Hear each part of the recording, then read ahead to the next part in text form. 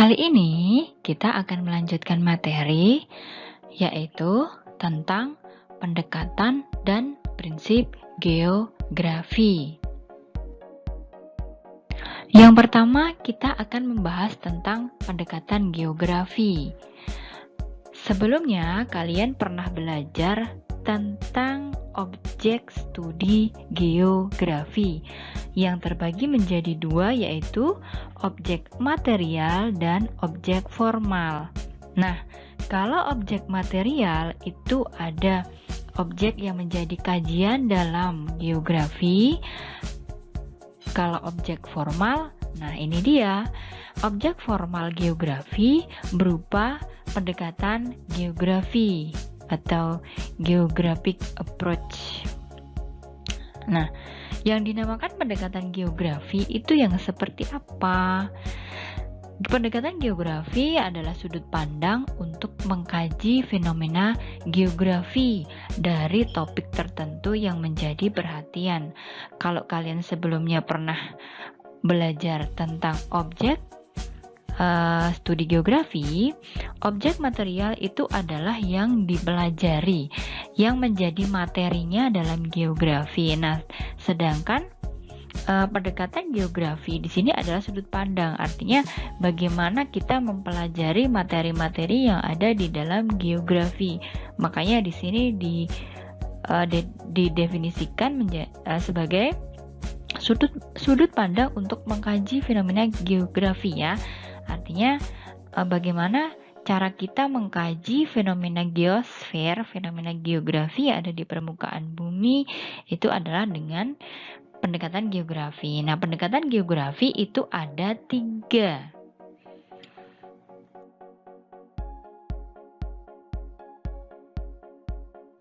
Yang pertama adalah pendekatan keruangan atau pendekatan spasial. Space itu ruang, keruangan ya. Saya beri contoh di sini. Ada fenomena kebakaran hutan sering terjadi di Indonesia, terutama ketika musim kemarau cukup panjang. Kalau kalian perhatikan di sini, kata kuncinya adalah fenomena ini terjadi pada satu ruang atau satu space. Ruangnya di mana? Di Indonesia. Fenomenanya adalah kebakaran hutan. Penyebabnya ada fenomena musim kemarau. Ingat ya, kata kuncinya pendekatan keruangan. Di sini terjadi satu fenomena dalam satu ruang atau satu space. Berikutnya adalah pendekatan ke lingkungan atau di sini saya beri satu contoh masih kebakaran hutan ya. Nah, pada pendekatan ke lingkungan di sini contohnya kebakaran hutan di Indonesia selain dipicu oleh faktor iklim serta jenis tanah juga dipengaruhi oleh aktivitas manusia. Nah, pada pendekatan ke lingkungan di sini yang membedakan adalah ada kondisi lingkungan yang dipengaruhi oleh aktivitas manusia. Sebenarnya di situ kata kuncinya ada terjadi perubahan di satu lingkungan ya. Nah, di satu lingkungan terjadi perubahan bisa disebabkan secara secara natural oleh alam itu sendiri, maupun bisa juga dipengaruhi oleh aktivitas manusia. Kalau dalam hal ini contohnya adalah kebakaran hutan, berarti mungkin dengan sengaja dibakar atau mungkin untuk hal-hal yang lain, tapi itu adalah untuk oleh aktivitas manusia dan bisa menyebabkan perubahan pada lingkungan. Oke? Itu untuk pendekatan yang kedua, pendekatan ke lingkungan. Berikutnya, ada pendekatan kompleks wilayah. Coba kalian garis bawah di sini sudah kompleks, wilayahnya sudah kompleks. Nah, saya beri contoh di sini. Coba kalian perhatikan, masih sekitar kebakaran hutan.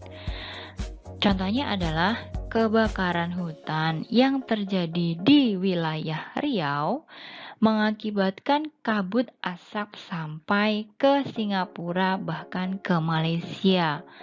Kalau kalian perhatikan di sini, ada beberapa ruang yang disebut, ada beberapa wilayah yang disebut. Kebakaran hutan itu terjadi di Riau, tapi ternyata akibatnya atau dampaknya itu bisa sampai ke Singapura bahkan Malaysia, ya. Makanya di sini sudah termasuk kajiannya dengan menggunakan pendekatan kompleks wilayah karena sudah kompleks, sudah mengkaitkan atau sudah terjadi hubungan interrelasi antara satu wilayah dengan wilayah yang lain, satu ruang dengan ruang yang lain. Itu kata kuncinya ya anak-anak. Saya harapkan bisa dipahami ya untuk 3 pendekatan tadi. Yang pertama adalah pendekatan ke ruangan, yang kedua adalah pendekatan ke lingkungan, yang ketiga adalah pendekatan kompleks wilayah. Oke, berikutnya kita akan membahas submateri berikutnya, yaitu tentang prinsip geografi.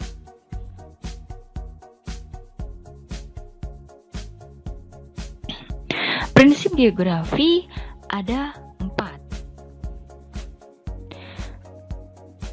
Yang pertama adalah prinsip persebaran. Fenomena yang tersebar di permukaan bumi. Jadi keberadaan fenomena di permukaan bumi itu pasti tersebar secara tidak merata. Oke. Berikutnya adalah ada prinsip interrelasi. Ketika ada interrelasi, pasti ada hubungan antara fenomena yang satu dengan fenomena yang lainnya.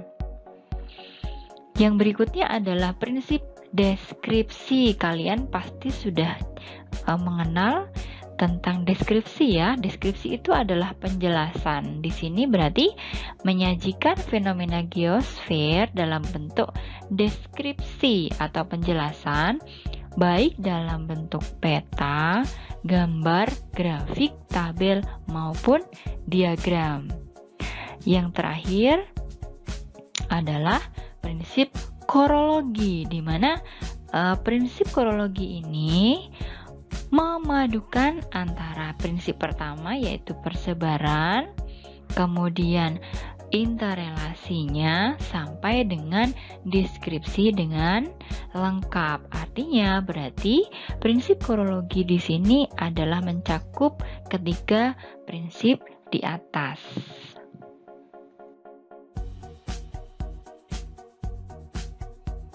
Kalian perhatikan pada contoh yang pertama, di sini adalah contoh prinsip distribusi.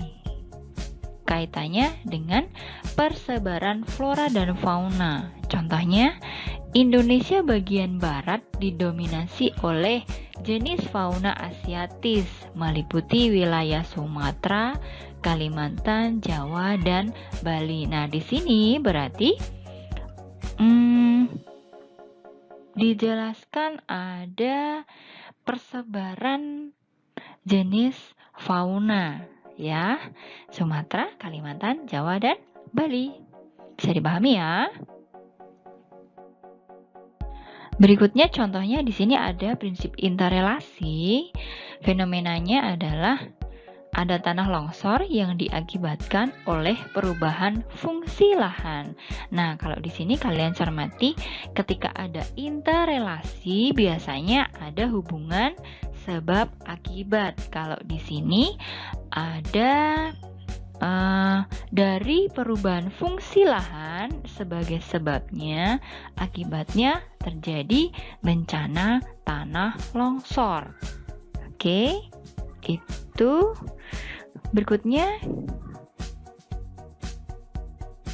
Di sini contoh dari deskripsi ya.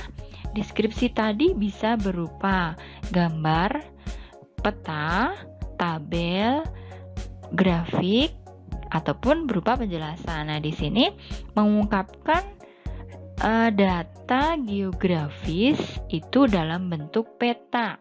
Yang dijelaskan di sini adalah peta persebaran kebudayaan suku Asmat yang ada di pulau atau kepulauan Papua dan sekitarnya. Nah, di sini dideskripsikan dengan jelas melalui peta, ya.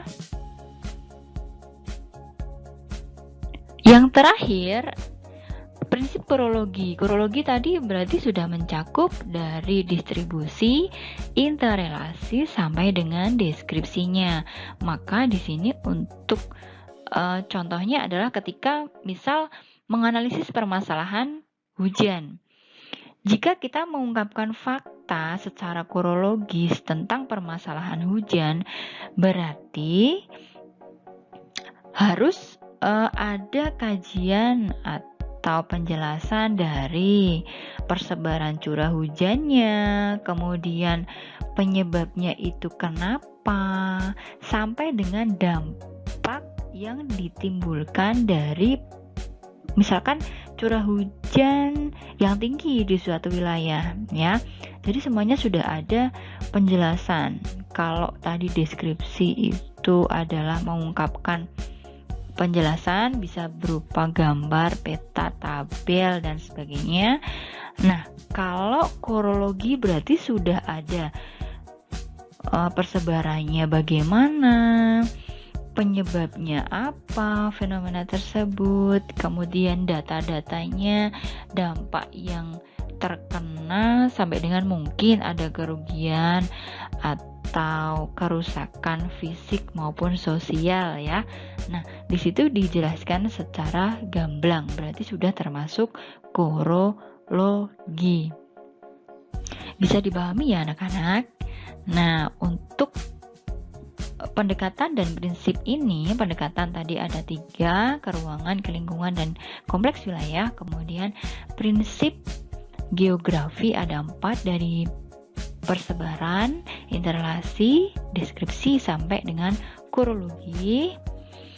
Semoga saja bisa lebih dipahami. Untuk materi kali ini saya cukupkan sekian. Semoga materinya bermanfaat. Selamat belajar. Terima kasih.